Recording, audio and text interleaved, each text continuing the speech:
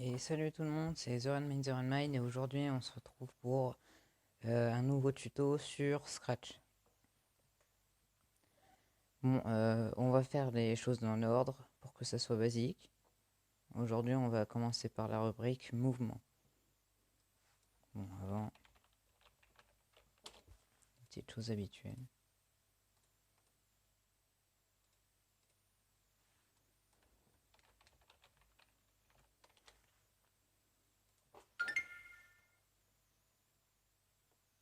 Bon, d'abord on a différents blocs. Donc on va d'abord utiliser ça pour commencer tous nos scripts. Ça va être le simple. Donc on va avoir les coordonnées, l'abscisse et l'ordonnée, et avec ce bloc-là, on va rajouter 10 à l'abscisse. Mais si on a moins, par contre, on va enlever 10. Donc, si j'appuie, le petit chat, il va avancer tout de suite. Et si je mets par exemple moins 20, il reculera. Pour commencer, ce que je vous conseille, c'est d'aller dans la rubrique arrière-plan. Sur Scratch 3 ou 2, et ben vous avez ça. Vous allez dans arrière-plan. Vous faites choisir un arrière-plan. Je crois que c'est dans... Non, espace.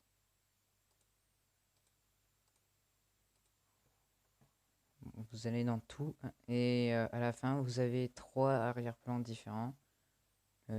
XY GRUD, le XY GRUD 20 pixels et le 30 pixels. Je vous conseille de prendre celui-là, même si on ne voit pas pour l'instant à l'écran. Donc ça va donner ça. Comme ça on va pouvoir se repérer sur les repères.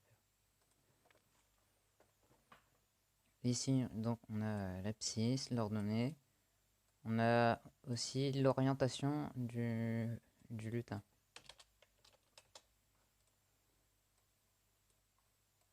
Avec le bouton tourner de 15 degrés, il va tourner donc dans ce sens-là, de 15 degrés. Et dans l'autre sens, du coup, il va tourner dans ce sens-là. Avec le bouton aller à position aléatoire, quand on va cliquer ici, du coup, il va aller dans un endroit complètement random. Par contre, si je mets aller à pointeur de souris, voilà, c'est pas facile. Il va essayer de venir vers la souris et la souris n'est pas là. Du coup, on va plutôt utiliser cette fois quand ce sprite est cliqué. Ça va être plus simple pour aujourd'hui.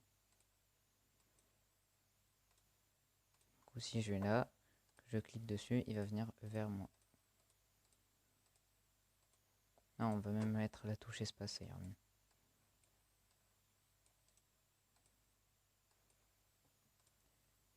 Là, j'appuie sur la touche espace et il vient sur la souris. Bon, et si j'appuie sur espace en permanence, il vient sur...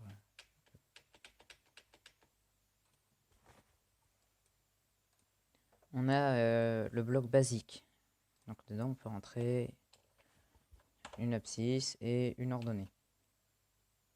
Donc on rentre les coordonnées X et Y et il va tout de suite ici.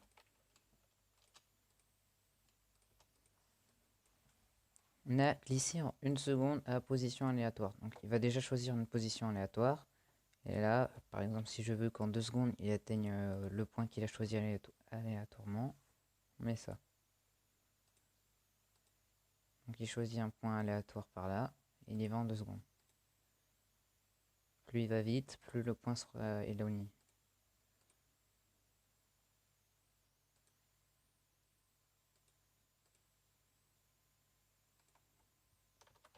Donc pour réduire le temps. Quand j'appuie sur la touche espace, il y a un endroit complètement random de la carte.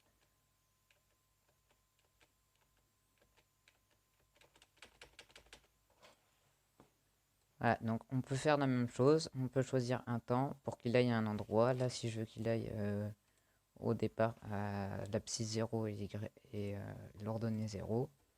Je veux qu'il y aille en 5 secondes. Donc, j'appuie sur espace et en 5 secondes, il va atteindre le point X et le point Y. 0, voilà. Ensuite, on a les blocs pour pouvoir l'orienter. Donc, avant, on devait choisir ou taper manuellement un nombre. Donc là, si je fais -8, il va s'orienter à -8. Depuis la mise à jour de Scratch, donc Scratch 3, on peut choisir directement. Donc la direction, c'est en 360 degrés. Donc, quand un costume est dans ce sens-là, 90 degrés, pour lui, ça va être par là. 0 degré, ça va être par là. Moins 90 par là. Et 180 par là.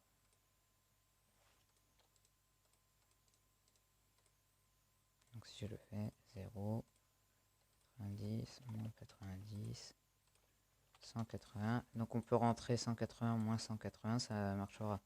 Ici, je peux marquer moins 270. Ou non, 270. Ça marchera parfaitement. On a 0, 90, moins 90, 180.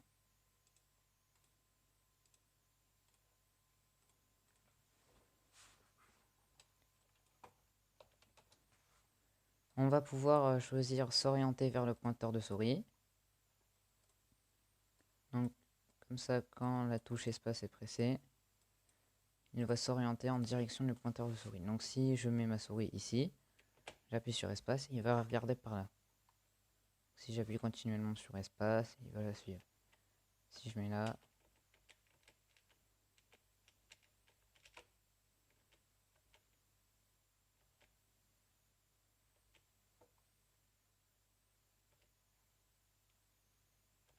voilà, donc il va tout de suite suivre pour chercher le centre du pointeur de la souris.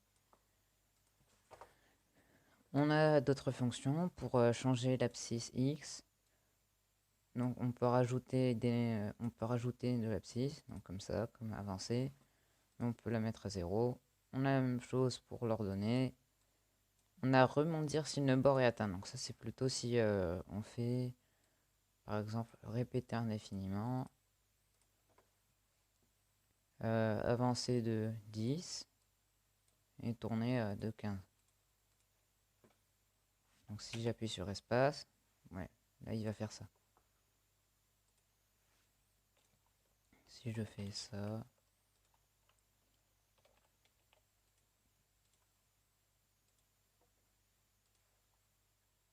bon, là il fait des trucs bizarres. On va plutôt utiliser ça du coup. Comme ça il va avancer tout le temps, sauf que dès qu'il va toucher le bord, il va rebondir. Dans Scratch, le script pour rebondir, il est très simple.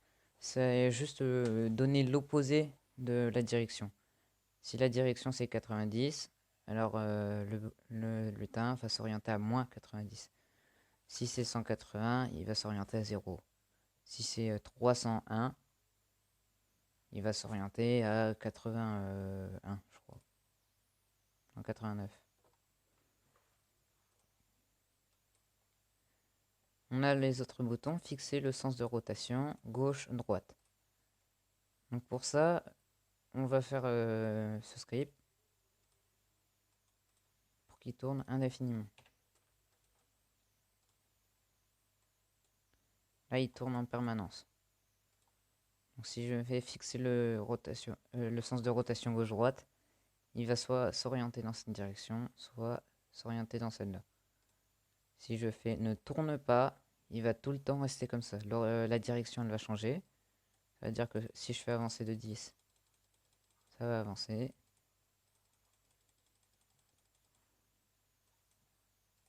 Et si je fais fixer le sens de rotation à 360, il va tourner bêtement. Bêtement. Et pour finir, on peut bien sûr afficher l'abscisse, l'ordonnée et la direction.